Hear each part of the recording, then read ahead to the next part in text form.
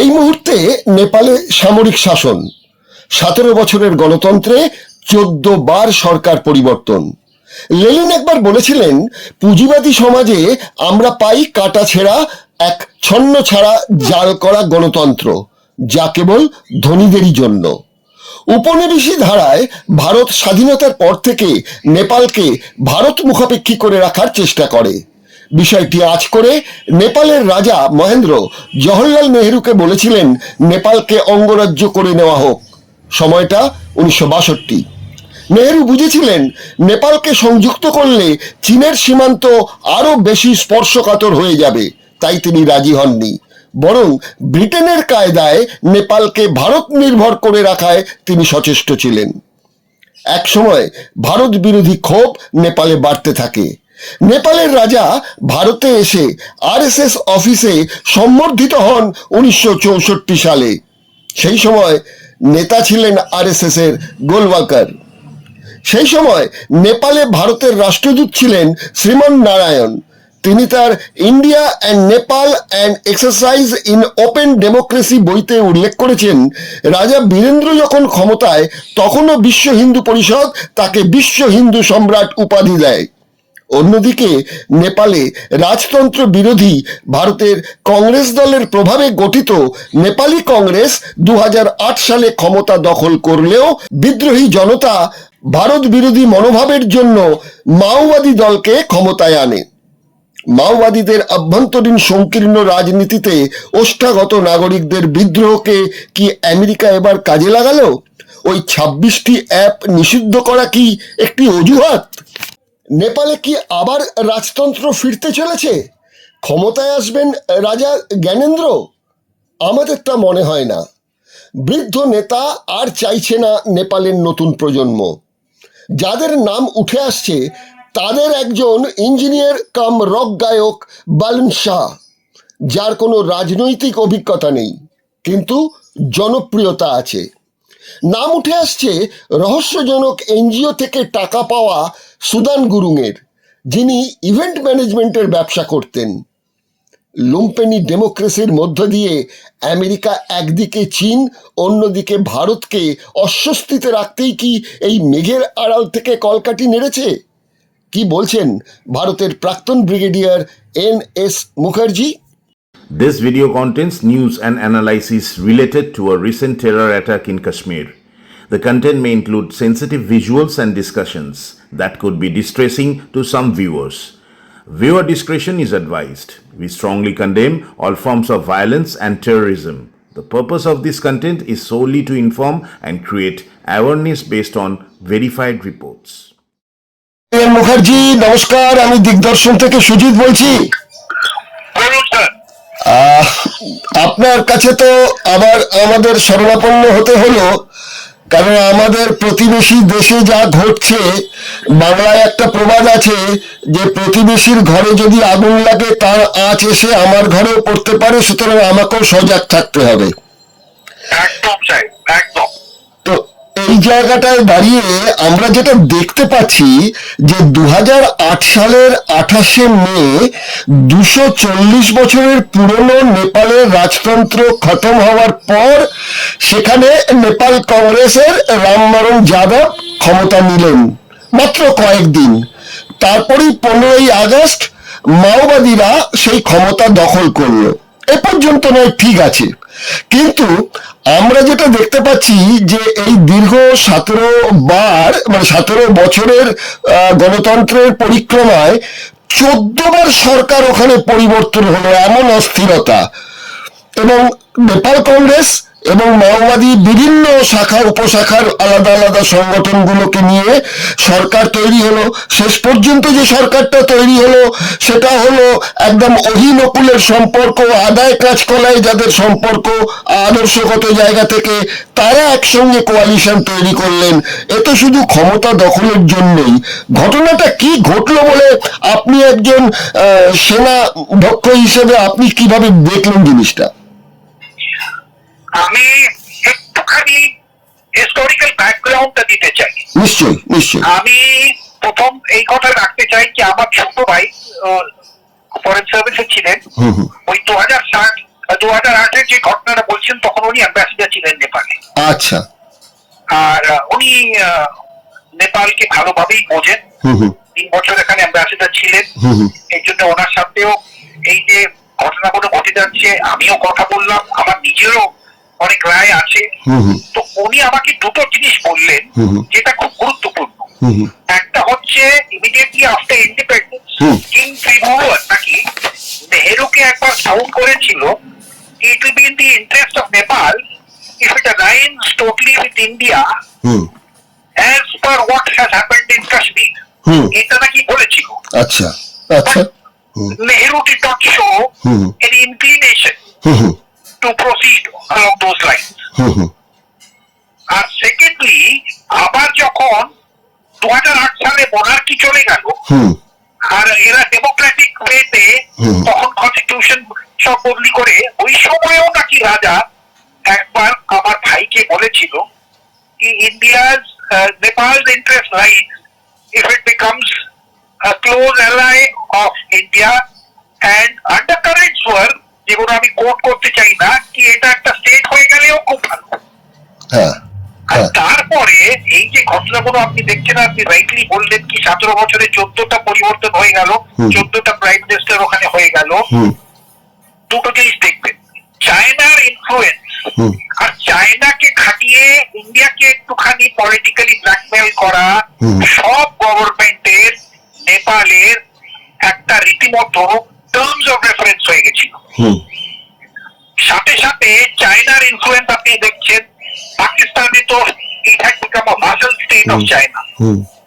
এদিকে Bangladesh also became very close to China after before Hasina and after Hasina. কিন্তু আমার এটা নিজস্ব একটা রায় আছে, আপনি একটু ভেবে দেখবেন। আমেরিকান রিয়েলাইজ কি কালকে যদি 10 years from now যদি একটা থার্ড ওয়ার্ল্ড ওয়ার হয়, ইয়া ওদের যুদ্ধ করে নিজের ডমিনেন্সটা সুপার পাওয়ার ওরা হচ্ছে প্ল্যানেটে, এইটা যদি ওরা মানে if they want to continue with that, তো চায়নার সাথে যদি যুদ্ধ লাগে তো ওরা কোনো সময় চাইবে না কি ওদের কন্টিনেন্টের পাশে লড়াই কোনো সময় হোক। এটা সেকেন্ড ওয়ার্ল্ড ওয়ারে ওরা হতে দেয়নি। এই জন্যে আমার যা মনে হয় ওরা 10 years একটা পেন্টাগনে নাকি একটা পেপার ঘুরে বেড়াচ্ছে, এটা অ্যানালিসিস হচ্ছে কি the American deep state has suddenly decided to wean the influence of China from this particular region of Southeast Asia. প্রথম ওরা বাংলাদেশকে টার্গেট করে ইউনুসকে বসালো, তারপরে মনিরকে ডেকে এখন ওকে উইন আউট করছে চায়না থেকে। আর যদি উইন আউট নাও করতে পারে, ওদের থেকে একটা কমিটমেন্ট নেবে কি যদি আমেরিকা আর চায়নার যুদ্ধ যদি হয় তাহলে they have to set out, they will not do anything, they will set out. আর এইদিকে নেপালে it is also recognized that Ola was certainly in the camp of the Chinese. The Chinese দের কোলে গিয়ে তো বসে গেছিল।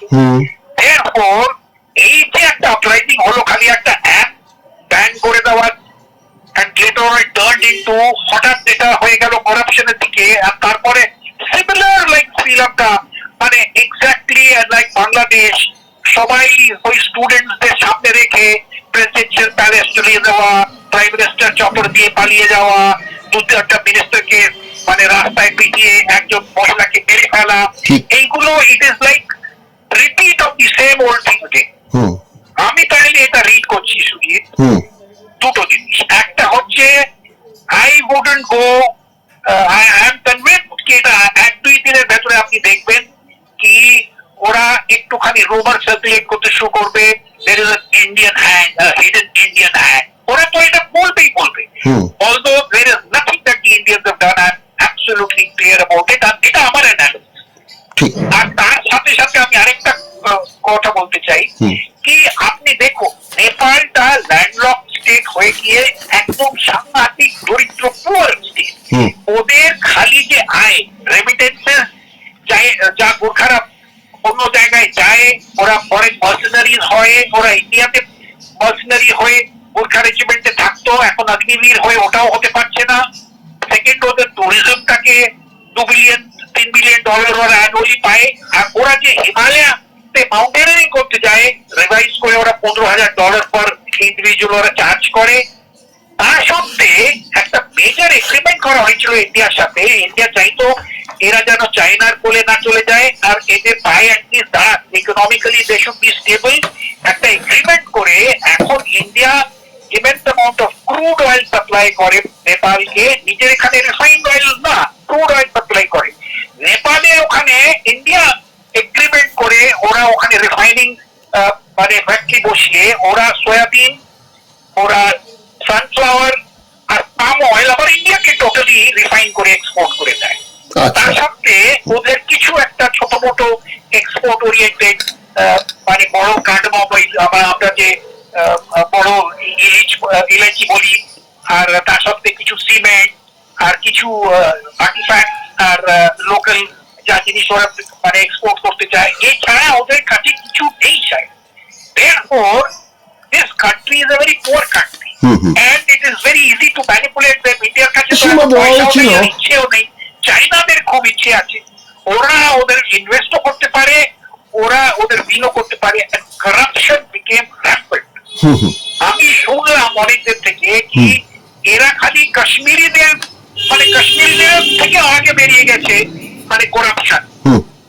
Local Kashmiri governments over a period of time, right from the time of independence till 370 was abrogated, ওরা এত সাংঘাতিক করাপ ছিল, তার থেকেও কিন্তু এরা বেশি। আর আপনি বুঝে দেখুন এই ছেলেগুলো, specially the Gorkha community, very few study to become technical professionals. এরা বেশিরভাগই স্কুল ড্রপ আউটস, এরা ড্রাগসের দিকে চলে যাচ্ছে, এরা মার্সেনারিজ হয়ে আর্মি টার্মি সিকিউরিটি গার্ড এসবে জয়েন করতে চেষ্টা করে।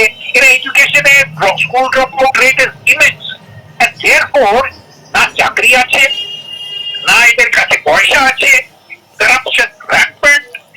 This was a case which was absolutely ripe for the deep state of America to destabilize them.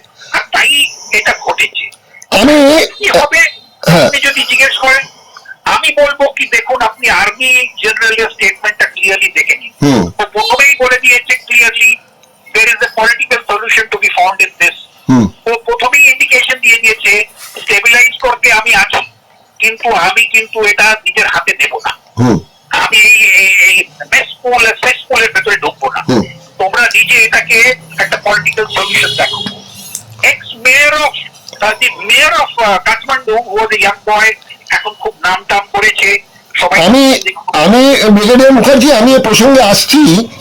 দুটো প্রসঙ্গ যেটা আপনি বলছেন, যেটা একটা হচ্ছে কূটনৈতিক একটি বিষয়, আরেকটি বিষয় আমি যেটাকে প্রথমে আনতে চাইছি যে আমাদের দর্শকদের একটু বুঝতে সুবিধা হবে, সেটা হচ্ছে নেপালে যে এই বিক্ষোভটা হলো, সেটা হলো মোটামুটি ধরে রাখুন আপনি 7 তারিখের সেপ্টেম্বরের রাতে হলো, 8 তারিখ থেকে কাঠমান্ডুতে সরাসরি হওয়াটা শুরু হয়ে গেল। কোন 8 তারিখে? এই 8 তারিখের সেপ্টেম্বরে মার্কিন আদালত রায় দিয়ে দিল যে হন্ডুরাস এবং নেপাল এইসব দেশের যারা অভিযায়ী ওখানে রয়েছেন আমেরিকাতে, তাদের কোনো অধিকার নেই আমেরিকাতে থাকার। এটা সম্বন্ধে ট্রাম্প যা বলেছেন ঠিকই বলেছেন, তোমাদের ফিরে যেতে হবে। এই একই দিনই 8ই সেপ্টেম্বর, আর সেই ঘটনার প্রেক্ষিতে এখানে ঘটনাটা ঘটলো। এর মধ্যে কোনো যোগসূত্র আছে কিনা পরের কথা। আমার কাছে যেটা প্রশ্ন, এই মুহূর্তে নেপালে যে হিসেব, তাতে প্রায় 3 কোটি জনসংখ্যা। এখন এই 3 কোটি জনসংখ্যার মধ্যে আপনার মুসলিম রয়েছে প্রায় 1.5 কোটি। গ্রাম বাংলাতে, নেপালে গ্রামাঞ্চলে, সেখানেই এই 3 কোটির মধ্যে 2,35,00,000 লোক গ্রামাঞ্চলে বাস করেন। তাহলে এই 3 কোটি মানুষের জন্য তাদের নিরাপত্তা দেওয়ার ব্যাপারে পুলিশের সংখ্যা 80,000 আর সেনার সংখ্যা 1 লাখ, মানে 1,80,000 যদি আমি টোটালকে ধরি। তো সেক্ষেত্রে যেখানে 3 কোটি মানুষ, সেখানে এই নামমাত্র সেনা যখন, তখন এদের যে ইন্টেলিজেন্স ব্রাঞ্চ, তারা কি খবর পায়নি যে ভেতরে ভেতরে এরকম হতে পারে? শুধু আমি নেপালের প্রশাসনের কথা বলছি না, চীনের প্রশাসনেরও তো তীক্ষ্ণ নজর থাকে নেপালের ওপর। তারা কি ব্যর্থ হলো? আমি একমত আপনার সাথে কি এইটা ওদের ইন্টেলিজেন্স ব্রাঞ্চ, আফটার অল একটা ইন্টেলিজেন্স ব্রাঞ্চ তো ওদের আছে। আর Kathmandu is a cesspool of spying. এটা আইএসআই আর রর আর বাংলাদেশি ইন্টেলিজেন্স সবাই ওখানে ঢুকে আছে। ন্যাচুরালি ওখানে intelligence is not sitting idle. কিন্তু আমার একটা বক্তব্য হলো, আপনি কি বিশ্বাস করছেন ওদের intelligence people are not compromised and corrupted? তখন যেখানে politician bureaucrat are totally corrupted, ওদের ব্যুরোক্র্যাট তো কোনো সময় সামনে আসে না। একটা দেশের স্থিরতা যদি আপনি দেখুন, তো ব্যুরোক্র্যাটসের উপরে লার্জলি অনেকটা ডিপেন্ড করে। ওখানে আমার ভাই বলল কি, দাদা তুমি বিশ্বাস করবে না, অনেক সময় যখন নতুন মন্ত্রিমণ্ডল হয়, কে কি মিনিস্ট্রি পেয়েছে ও মিনিস্টার জানে না কি মিনিস্ট্রি ওকে দিয়েছে, কোন অফিসে ওকে গিয়ে করতে হবে।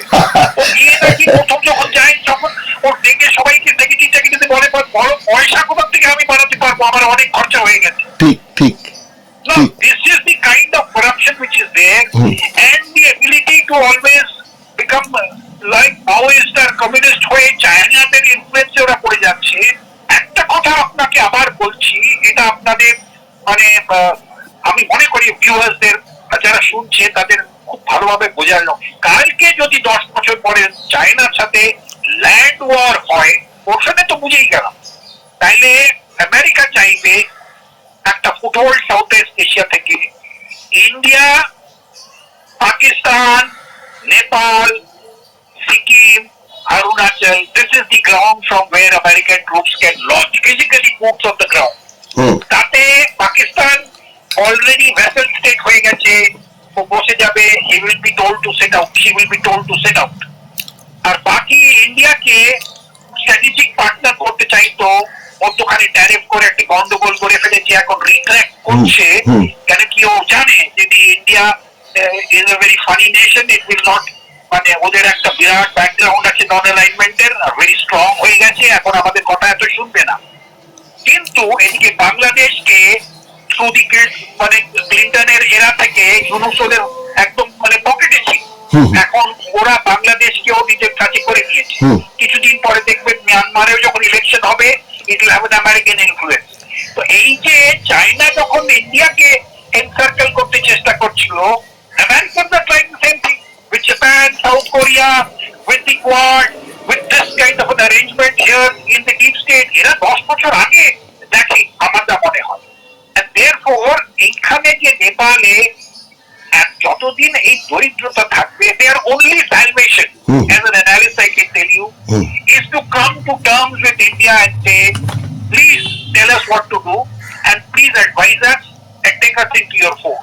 তাইলে এই দেশটার একটা ভবিষ্যৎ আছে। নইলে আমার মনে হয় this kind of instability will continue. এরা আবার একটা ইন্টারিম গভর্নমেন্ট করবে, ঝড়ঝাটি করবে, ওদের ভেতরে আবার কারাপশন শুরু হয়ে যাবে, আবার একটা এইসব খাবে। আর আপনি ঠিকই পয়েন্ট আউট করেছেন, 1 লক্ষ খালি আর্মি, 80,000 পুলিশ কিছুই করতে পারবে না। দরিদ্রতা এত, অগ্নিবীরের পরে ওরা এখানেও চাকরি টাকরি পাচ্ছে না। আর তারপরে আপনি একটা কথা রেজ করেছেন কি, yes, this immigration where they were going to America and other places, ওখানে একটা বিরাট, এগুলো হচ্ছে pressure points by the American, কি foreign line otherwise you will have. তাই ওলিকে মানে অ্যাবসলিউট চাইনিজ লয়ালিস্ট, ওকে তো তাই নিও। This is my take on the whole thing. এটা আপনি যেটা বললেন সেটাতে আমরা দেখতে পাচ্ছি যে লেনিন, ভ্লাদিমির ইলিচ লেনিন, তিনি কিন্তু এটা বলেছিলেন যে পুঁজিবাদী সমাজে আমরা যেটা কাটাছেঁড়া, হতচ্ছাড়া, জাল করা একটা গণতন্ত্র পেয়েছি, সেই গণতন্ত্র কেবল ধনীদেরই স্বার্থ রক্ষা করে। একথা লেনিন বলে গেছেন সেই কবে। আমরা এখনো দেখতে পাচ্ছি যে এই যে গণতন্ত্র, যেমন বলা হয় কাঁচা পিরিত পাকতে দিল না, আমার মনে হয় এটা বলা যেতে পারে যে কাঁচা গণতন্ত্র, এই গণতন্ত্রের যারা রক্ষকরা তারাই পাকতে দিল না। না হলে এই গণতন্ত্রে অনেকগুলো দুর্বলতা থেকে যায়। একটা তো দুর্বলতা আপনি বললেন এই দুর্নীতির ব্যাপার থেকে যাচ্ছে, তার সঙ্গে থেকে যাচ্ছে আদর্শগত ব্যাপার, তার সঙ্গে থেকে থাকছে যে যারা এর নেতৃত্বে আসছেন, তা এসেছেন নেপালের ক্ষেত্রে অন্তত বলি, প্রত্যেকের বয়স 70 বছর আপ। মানে তাদের যে পুরনো ধ্যান ধারণা এইগুলো কাজ করেছে। আর তার সঙ্গে সঙ্গে একটা ভারত বিরোধিতাও কিন্তু প্রথম দিকে কাজ করেছে, সেটার মধ্যেও কিন্তু অনেক কারণ আমরা খুঁজে পাচ্ছি। কেননা সমুদ্র পথে নেপাল যে ব্যবসা বাণিজ্য করবে সেটা তার পক্ষে সম্ভব নয়। এবার ভারতের মধ্যে দিয়ে যা কিছু তাকে করতে হবে তার মধ্যে অনেক লিমিটেশনে বেঁধে রাখা হয়েছিল রাজতন্ত্রের সময়। তার পরবর্তীকালে দেখতে পাচ্ছি আমি যে 1964 সালে রাজা বীরেন্দ্র যখন এসছিলেন ভারতবর্ষে, নেহেরুজি কিন্তু তার সঙ্গে দেখা করেননি। তিনি সোজা নাগপুরে আরএসএস এর অফিসে যান, সেখানে তাকে বিশ্ব হিন্দু সম্রাট বলে বলা হলো। এবং এইবার যখন জ্ঞানেন্দ্র ফিরলেন বিমানবন্দরে, প্রায় 10-20 হাজার লোক জড়ো হয়ে গিয়ে রাজতন্ত্রের সপক্ষে কথাবার্তা বলতে শুরু করলো। সেখানে একজনকে দেখা গেল যে যোগীজির একটা মানে প্ল্যাকার্ড নিয়ে দাঁড়িয়ে তাকে মানে সুস্বাগতম জানাচ্ছেন। আচ্ছা, এরকম কি হতে পারে যে এই যে কমিউনিস্ট শাসন চীনের তরফ থেকে নিয়ে আসা, এদিক থেকে যেমন আমেরিকার কূটনৈতিক বিষয় কাজ করছে, ভারতবর্ষও চাইছে, এখানে যোগীজি একবার বলেওছেন যে রাজতন্ত্রটাই হচ্ছে নেপালের জন্য ঠিকঠাক জিনিস হবে। এটা কি ভারতেরও কি পেছন থেকে কাজ করছে ওখানে পুরনো ওই রাজতন্ত্রটাকে ফিরিয়ে নিয়ে আসা? আপনি কি মনে করেন? আমার দুটো বক্তব্য হলো, একটা হলো কি দেখুন, নেপালিদের একটা সাংঘাতিক প্রাইড আছে কিন্তু অ্যাজ আ হিন্দু রাষ্ট্র, অ্যাজ আ হিন্দু নেশন, একটা সিভিলাইজেশনাল নেশন। সেকেন্ডলি, ওরা কিন্তু নিজের একটা নেপালি প্রাইড সাংঘাতিক আছে। মানে ওইটা ওর উপরে যদি এনক্রোচমেন্ট হয়, ওরা কিন্তু আমাদের prepared to go to any sacrifice, খেতে না পারলেও ওরা ওই ন্যাশনাল প্রাইডটাকে ওরা সেল আউট করবে না। সেকেন্ড অ্যাসপেক্ট হচ্ছে আমাদের দেশের এই যে বিরাট একটা বর্ডারের পপুলেশনটা যেটা বেড়ে চলেছিল, এই যে যেটা আমরা বলি যারা নেপালিজ অ্যান্ড বিহারিজ অ্যান্ড ইন্ডিয়ান ইন্টারম্যারেজ করে একটা পপুলেশন পুরো হয়ে গেছে, এরা pro BJP, pro India. And therefore they have a political মানে ওখানে দারুণ একটা ক্লাউড আছে। আমার যা মনে হয় India is playing its card very well at the moment, not allowing itself to give any kind of comments. আপনি দেখুন অপোজিশনরাও কিছু বলছে না। আমার মনে হয় এটা একটা ন্যাশনাল কনসেনসাস হয়ে গেছে। কেউ বলছে না কি এই করেছে which is a very সবাই চুপ। আর সেকেন্ড অ্যাসপেক্ট হচ্ছে কি আমি যত মনে করছি এখানে নেপালে দেখুন 4-5 বার একটা আপরাইজিং হয়েছিল মাওয়িজমের সময়, একটা পার্টি তৈরি হয়েছিল আমি নেপাল বলে একটা বিরাট পার্টি তৈরি করেছিল এই ইউথদের দিয়ে। আমার মনে হয় সাহেব এই অ্যাপ নিয়ে যে ব্যানটা হঠাৎ হলো, এই আমি নেপালকে কে অ্যাক্টিভেট করেছে, কোথা থেকে ফান্ডিং পেয়েছে এরা, this will give you the clue. তারা তো দাবি করছে তারা এনজিও। ওরা তো দাবি করবেই, কিন্তু ফান্ডিং কোথা থেকে আসলো, অ্যাক্টিভেট কে করে দিল, দিস উইল আনরাভেল। এটা নেক্সট 1 উইকে সব বাইরে বেরিয়ে আসে, এমন কিছু না। কিন্তু that will give you an indication এটা কে করিয়েছে। কেন কি এটা খালি আপরাইজিং হয়ে এমনি করে হয় না ঘটনা। একটা দেশ 36 ঘন্টার ভেতরে প্রাইম মিনিস্টার পালিয়ে যায়, প্রাইম মিনিস্টারের বউকে জড়িয়ে মারে, এটা হয় না। আচ্ছা ব্রিগেডিয়ার মুখার্জি, আপনাকে একটা জিজ্ঞাসা করি, সেটা হচ্ছে গিয়ে এই যে বলা হচ্ছে 26টা অ্যাপ ওখানে নিষিদ্ধ ঘোষণা করা হলো, কিন্তু আমরা খবর ঘেটে যা দেখতে পাচ্ছি ওলির অনেক দোষ আছে, অনস্বীকার্য বিষয়টা, সেটা একটা পার্ট। কিন্তু এই যে 26টা অ্যাপ নিয়ে জিনিসটাকে গুরুত্ব দেওয়া হচ্ছে, উনি বলেছিলেন যে অ্যাপগুলো এখানে আছে সে অ্যাপগুলোকে এখানে রেজিস্ট্রেশন করতে হবে। কেন সমাজ মাধ্যম এমন একটা শক্তিশালী, সেটা দিয়ে কিন্তু একটা বিভ্রান্তি এবং বিদেশি চক্রান্ত এখানে ধূমায়িত হতে পারে, সেগুলোকে রেজিস্ট্রেশনে আনতে হবে। যেমন চীনের টিকটক ওখানে কিন্তু খোলা ছিল, চীনের টিকটক কিন্তু বন্ধ হয়নি, কেন না টিকটক কিন্তু রেজিস্ট্রেশন করেছিল। কিন্তু এই যে 26টা কোম্পানি আমেরিকা বেসড মেনলি, তারা কিন্তু এই রেজিস্ট্রেশনটা করতে রাজি হলো না। এটার মধ্যেও তো একটা রহস্য থাকতে পারে যে রেজিস্ট্রেশনটা করিয়ে নিলে অসুবিধা কি ছিল। উনি তো বলেননি যে এই অ্যাপগুলো আমি বন্ধ করে দেবো। তাদের টাইম দিয়েছিলেন উনি 27শে আগস্ট থেকে 3রা সেপ্টেম্বর অব্দি, যে এর মধ্যে তোমরা রেজিস্ট্রেশন করে নাও। তো ওরা রেজিস্ট্রেশনটা করলো না। এটাও কি এক ধরনের ফাঁদ যে জনগণ এবং বিশেষ করে সেখানকার যুব সমাজ একে কাজকর্ম নেই, তার মধ্যে এই সোশ্যাল মিডিয়াতে কিছু অনলাইনের কেনা বেচার কাজকর্ম হোক বা কোনো রকমের জুয়া টুয়া খেলার বিষয় হোক, ওখান থেকে একটা রোজগার করার ব্যাপার, মানে এই সমাজ মাধ্যমগুলো তো এক ধরনের পুঁজিবাদী ব্যবস্থারই তো একটা সন্তান। এইগুলো নিয়ে কি এই প্রথম এই অ্যাপগুলোকে রেজিস্ট্রেশন না করানো, তার মধ্যেই কি একটা ষড়যন্ত্রের সূত্রপাত লুকিয়ে আছে বলে আপনি মনে করেন? না, এটা অবশ্য দেখুন, এই গ্লোবাল কোম্পানিজ গুলো তো বিলিয়নার, মানে বিলিয়নার, এদের তো সাংঘাতিক, এরা they can go to any distance to have a control over the social media. আর আজকাল যেখানে দরিদ্রতা এত, যেখানে আনএমপ্লয়মেন্ট এত, যেখানে ছেলেমেয়েরা 12 ঘন্টা 14 ঘন্টা করে খালি সোশ্যাল মিডিয়াতে ইন্ডালজ করছে, আর তাইলে বুঝে দেখুন এদের ইনফ্লুয়েন্স কেমনি। আর ওরা অ্যাকচুয়ালি এই অ্যাপে রেজিস্ট্রেশন করে রেগুলেটরি অথরিটিতে থাকতে চাইবে না, কিন্তু নেপাল গভর্নমেন্ট একটা মানে যেটা একটা মানে আর্মি ডাইরেক্টিভের মতো দিয়ে দিল কি না, এই আমরা যেমনি করেছিলাম, আমরা কোর্টে টেনে নিয়ে গেছিলাম, আমরা ভয় দেখিয়েছিলাম, আমরা বললাম ফাইন করবো, আস্তে আস্তে প্রেশার দিয়ে ওদের করিয়েছিলাম। এমনি Nepal would have done that, possibly that would have really been good. কিন্তু এটা ডেফিনেটলি এই যে কোম্পানিজ গুলো আছে, এরাও তো একটা deep state of America control করে। আমি তো বিশ্বাস করি কি it is not as independent and fair as everybody suspects.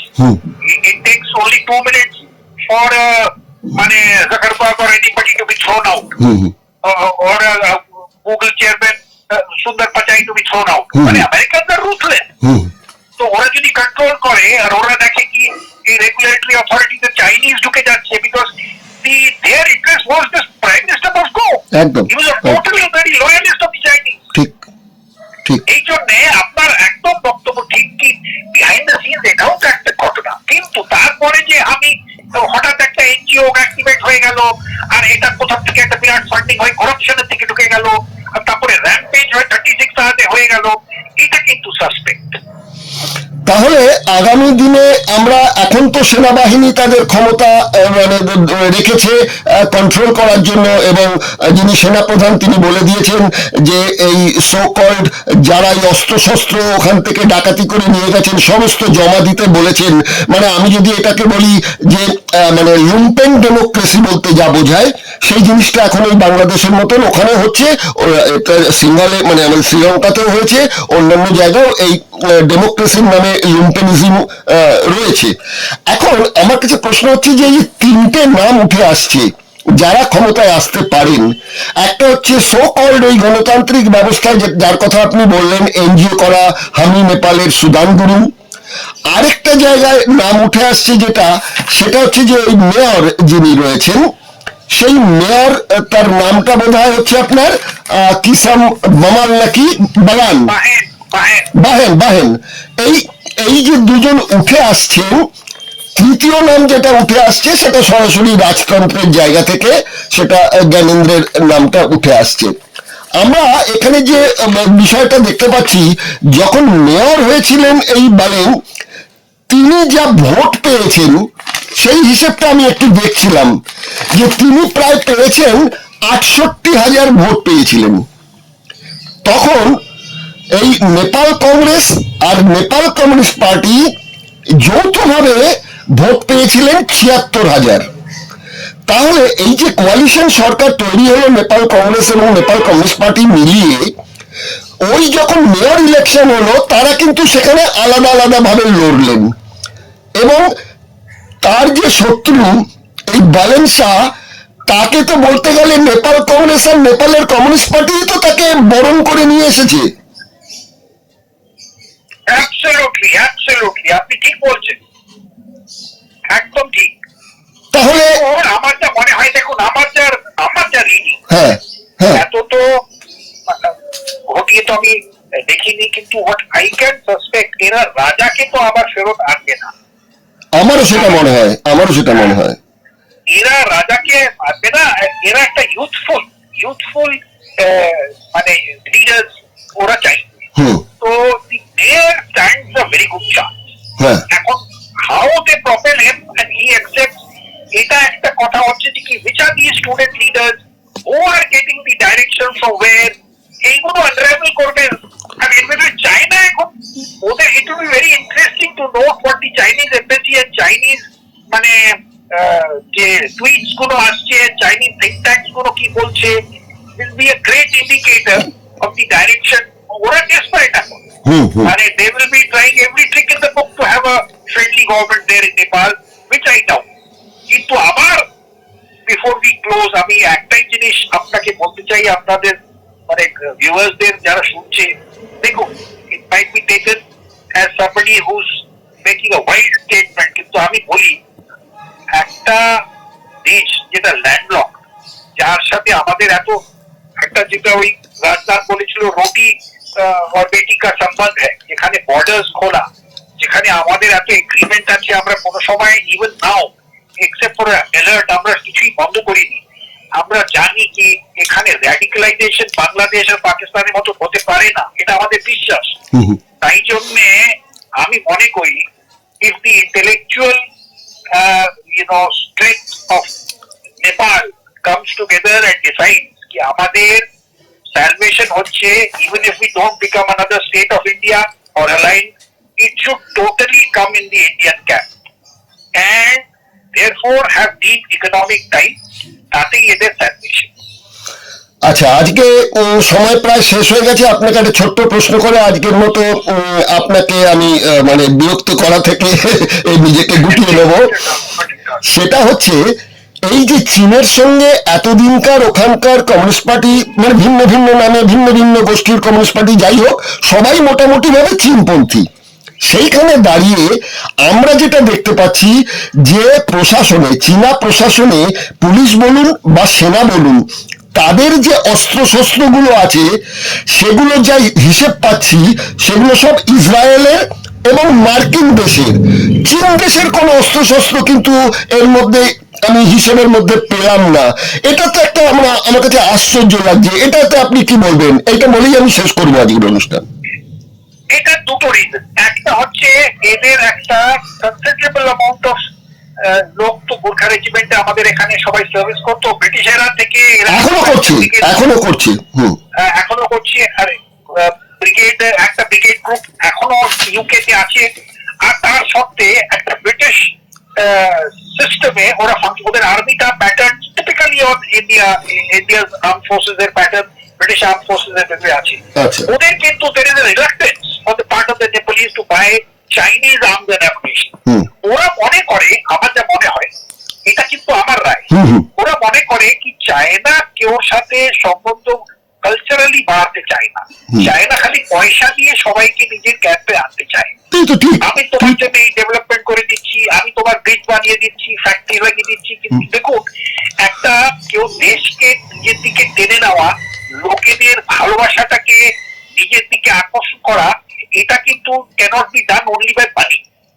There is many things which go together. Religion is a big aspect. Secondly, language. মানে এত ডিফিকাল্ট ম্যান্ডারিন কেউ শিখবে না ওখানে চায় না। Hindi is the second language of Nepal. Thirdly, over centuries মানে ইন্টারম্যারেজেস হচ্ছে, এখনো হচ্ছে। তো আমরা তো চোখ বুঝে থাকতে পারবো না, আমরা জানি Nepal is like another state to us and something we always remember. আমাদের এখনো ওখানে পশুপতি টেম্পল হাজার লক্ষ লোক যায়। তো এই জন্যে আমার যা মনে হয় they will not go so far as to become a vessel of the Chinese, কিন্তু এরা এই যে দেখেছে চাইনিজ প্রো চাইনিজ টিল্ট, এটা দিয়ে the Americans have been able to, I see, or the certain powers have been able to sort of play this card. দেখো, this is not good for Nepal. আর পুরা it's a corrupt nation. It's a very মানে যাকে বলে দরিদ্র দেশ। এদের মানে যতক্ষণ ইকোনমিক স্ট্যান্ডিং হবে না, খালি ফরেন রেমিটেন্সেস আসছে, খালি একটু রিফাইন্ড অয়েল করে ট্যুরিজম আর একটু হিমালয়া মানে মাউন্টেনারিং করিয়ে আর কিছু জিনিস বিক্রি করে, হাউ ক্যান দে সারভাইভ? তাহলে আজকে আমরা অনুষ্ঠান শেষ করার মধ্যে একটা কথাই বলতে পারি, একটা প্রবাদ আছে, পুরনো বোতলে নতুন মদ। এটা কি উল্টো করে বলতে পারি যে নতুন বোতলে পুরনো মদ? এটাই হতে চলেছে আবার নেপালে। আমি একমত আপনার সাথে, নিশ্চয়, ডেফিনেটলি। আচ্ছা, তাহলে আজকের মতো অনুষ্ঠান শেষ করছি। আমরা একটুখানি লক্ষ্য রাখছি নেপালে কি কি হতে চলেছে, ভারতবর্ষের মধ্যে তার কি রিয়াকশন হতে পারে। এর মধ্যে কিন্তু তাহলে আপনার কাছে আবার শরণাপন্ন হব। নিশ্চয়ই নিশ্চয়ই সুদীপ, অনেক অনেক ধন্যবাদ। ওকে, ধন্যবাদ।